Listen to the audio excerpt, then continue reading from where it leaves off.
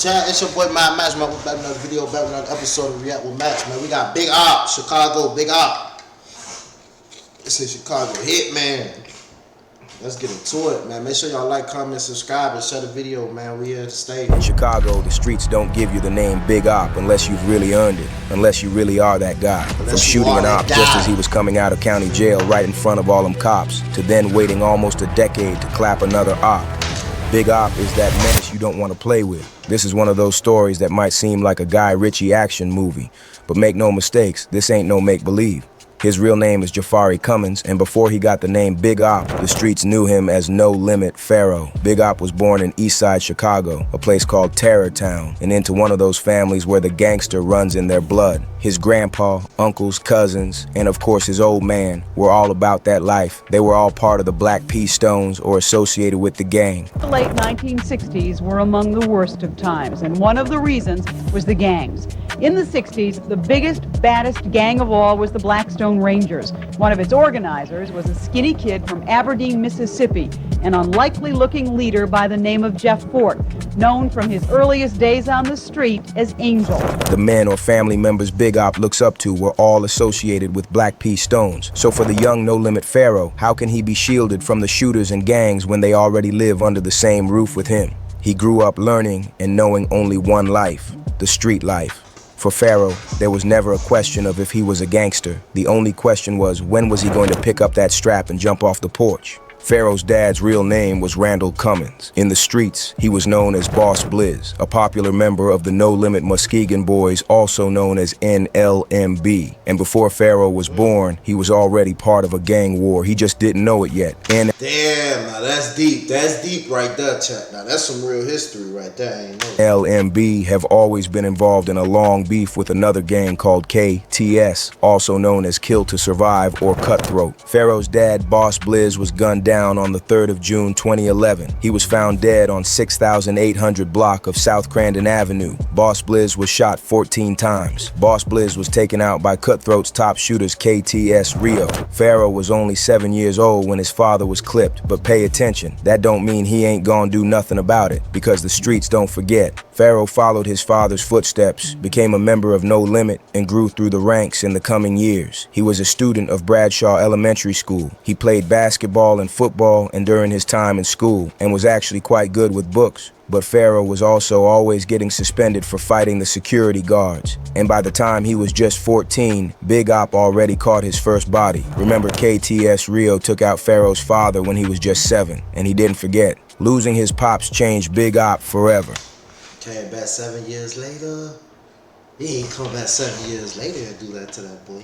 It's the moment that little boy was robbed of his innocence. Most people will tell you that success is the best revenge, but Big Op ain't having none of that. For Pharaoh, revenge is the best revenge. He obviously couldn't do nothing about it when he was only 7 years old, but this man be plotting ever since. It might take years, but Big Op would get his get back. So when he was 16 years old, after waiting almost 10 years, Big Op made his move. 13th of July 2020, at around 11:28 p.m., KTS Rio was sitting in a car at a gas station in the 7000 block of South Dahmen Avenue when a silver SUV pulled up and a gunman started bussing, letting off shots. Rio was taken to the Holy Cross Hospital, but he never made it. It took 9 years, but Big Op got his revenge. What makes this crazier is that KTS Rio ain't just nobody. He was from Pockettown, but also one of the top names in KTS. Rio was one of KTS Dre's closest friends and was a huge loss for Cutthroat. Dre was the top shooter for KTS. He was one of the major reasons why KTS was so feared.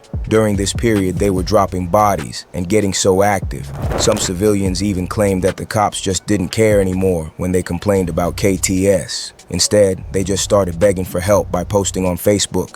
Taking out KTS Rio got the people talking about No Limit Pharaoh, but this get back ain't even the craziest shit he's done. This ain't even earned him the name Big Op. After they got Rio, everyone knew KTS would respond. And on the 28th of January 2021, they murked one of No Limit most loved members, Lil Greg. Lil Greg was a member of No Limit, but he isn't a shooter. He ain't catching no bodies. He was loved by a lot of people, not just Nlmb. He was a scraggler, just a nigga from the hood, but you feel me? He was one of the scragglers. Alone. Even though bro probably wasn't no scraggling ass nigga, you feel me? But, you feel me? Niggas that get it. Greg was a family man, and he was G Herbo's closest friend. Greg was in Studio 19 barbershop at 1931 South State Street getting a haircut. He had spotted a dude from Pocketown and was calling his No Limit homies to know what to do next, but nobody answered.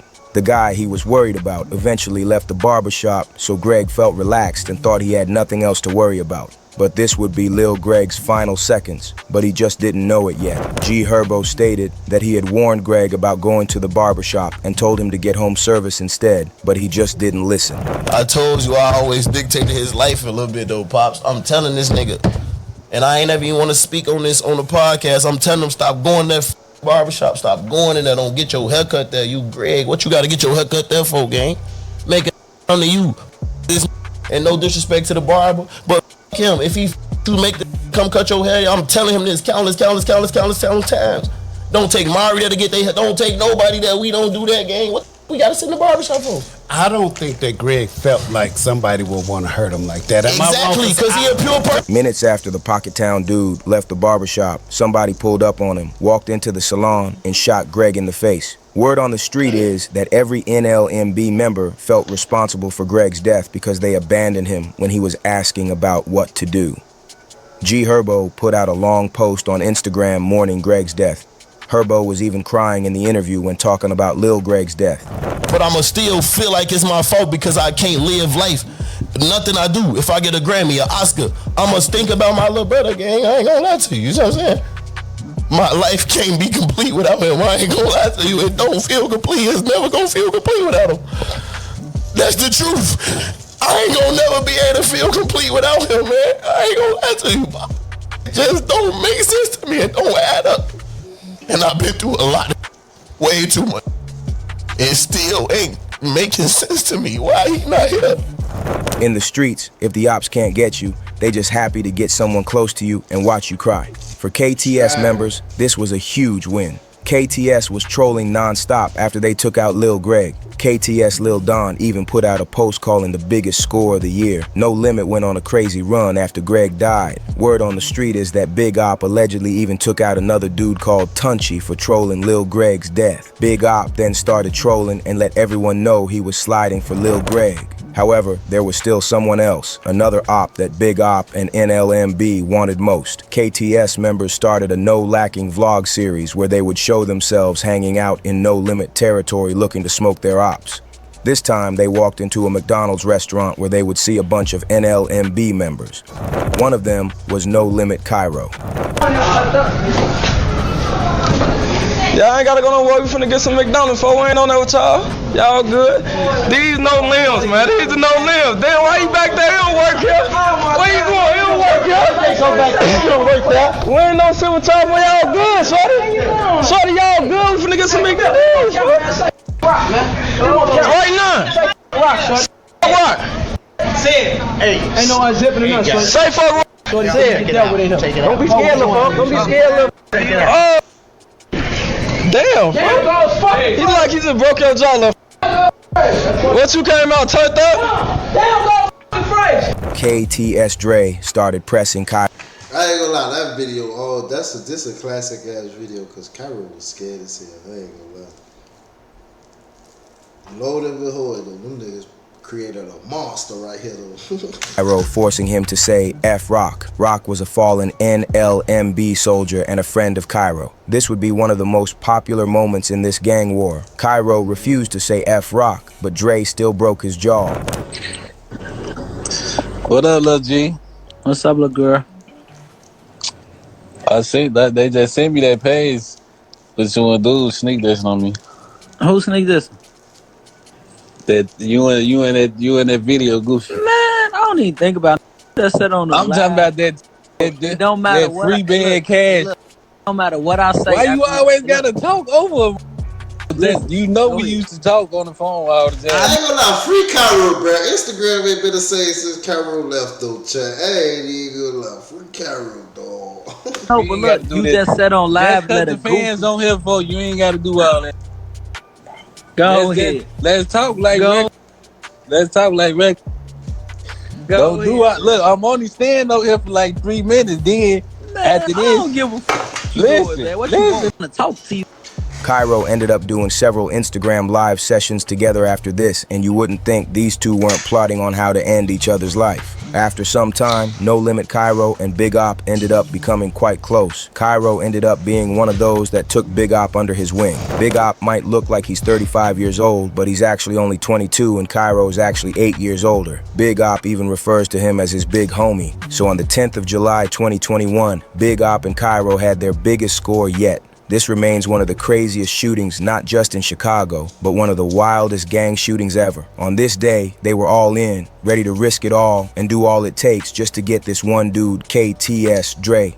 Dre was No Limit's biggest op for many years. He's the one who gets on IG Live with countless No Limit members. He's the one who had caught several bodies. There was no one they wanted more. This is one of those scenarios that make you realize that only in Chicago can you be safer in jail than as a free man. Dre was behind bars for violating his bail in a 2020 gun charge. His fiancée had put $5,000 to secure his bail from Cook County Jail on this day. Just few minutes after he stepped out of jail, KTS Dre was standing with his 60-year-old mom in the 2,700 block. Smoked the nigga in front of his old girl walking out after getting bonded up. Block of South California Avenue when they pulled up on him. Two men jumped out of the car and started letting the bullets fly non-stop. By now, I'm sure you know who those two men are. Well, allegedly. This ain't no hit the ops once and runaway type shooting. The autopsy initially said he was hit more than 60 times. There were so many holes in his body that it took a coroner a while to count them all. Check, y'all see this on his throat right here? This how you know dog killed him. And then when niggas get booked, chat, they be lost as hell. They be like, what the fuck? This nigga got this target on his shit. And the nigga Big Op, he was their biggest op. So the nigga Big Op, once they killed him, he went and got his name changed to Big Op and put the O as this target thing on his chain. Just peek in, chat. 60 times. There were so many holes in his body that it took a coroner a while to count them all. Dre was hit 32 times. A cartel-type shooting. The entry and exit points made the examiners think it was 64. Good evening, guys. Yeah, the first of those shootings happened on Saturday evening, just before 9. A man named Lundre Sylvester was leaving the jail. He went by the rap name KTS Dre. He'd just been bailed out, and police say he was ambushed by two men who got out of a vehicle near the jail. Sylvester was shot as many as 64 times and pronounced dead at Mount Sinai. A 60-year-old woman who was with him was shot in the knee and taken to Stroger. A second woman in her 30s was standing nearby when that chaos broke out. She suffered a graze wound to the face. She was taken to Mount Sinai as well, and both just think about it, nigga popped your old girl and all, gang. women were in good condition. The worst part of this is that it happened right in front of his mom. Dre's mom was even hit in the knee by one of the bullets. Fam, they risked it all. They didn't care about their safety or that it was right there in front of the jail with many cops around. Him to that, because who wants you that bad that as soon as you bonding out from the Cook County Jail with all these police around, as soon as you walk out the door, it's like they put their freedom on the line, like, all right, well, we finna do this. That was crazy. Like, that was crazy. So, yeah, that's he a person. Some people just bring that energy to. This was the shooting that earned No Limit Pharaoh the name Big Op. Niggas will say shit like this about they homie. I mean, about they op, but we'll say shit like this about they homie Von. Like, if he brought that energy to him, what the fuck did Von do? Come on now. Von kicked the devil door down, if anything, the way y'all make it seem. And if you still ain't convinced that Big Op and Cairo were the ones with them straps outside Cook County, Cairo went on a trolling spree, basically self-snitching. Then just hours after the shooting, he put up another post tagging and celebrating Big Op, and another post just days after talking about playing Nintendo 64, because Dre was hit 64 times. For Big Op, he got a chain with a pendant that matched KTS Dre's kill target neck tattoo. Word on the street is that Big Op allegedly now has over 6 bodies. These days, Big Op has now signed a deal with Geffen Records under UMG, but you can take the homie out of the streets, but you can take the streets out the homie. So that nigga look 30, oh God. Old Ty here, y'all nigga chat, put in that work.